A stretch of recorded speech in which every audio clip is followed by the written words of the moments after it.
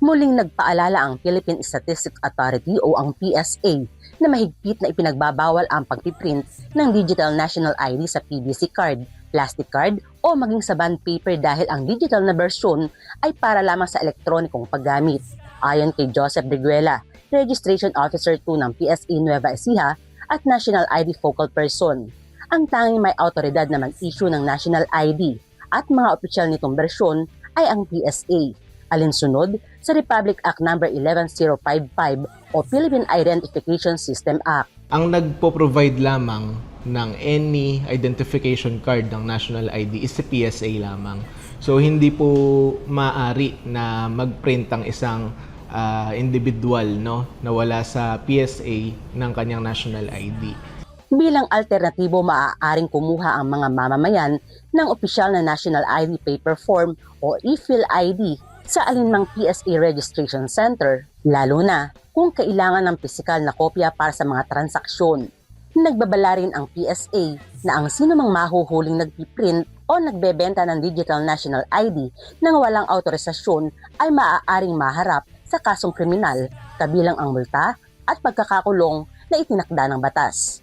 Hinikayat din ng ahensya ang publiko na iulat ang mga individual na nag-aalok ng printing services at maging ang mga establishmentong tumatangging tumanggap ng Digital National ID o National ID paper form bilang valid na pagkakakilanlan.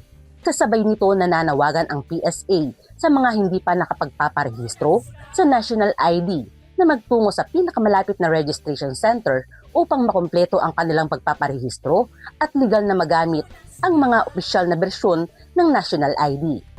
Doon sa mga Nueva Ecijanos po, sa mga taga-Cabanatuan, sa buong Nueva Ecija po, na hindi pa po rehistrado sa National ID, inaaniyahan po namin kayo na magparehistro po sa National ID. Meron po kaming 4 na registration kit sa baba, ground floor, Harrison Building, Cabanatuan City. At meron din po kaming mga umiikot po na mga mobile registration team sa buong Nueva Ecija para makapagparehistro po tayo ng National ID. Para naman po dun sa mga may mga katanungan po, maaari po kayong mag-visit lagi sa aming official Facebook page ng PSA Nueva Ecija, which is PSA Nueva Ecija page.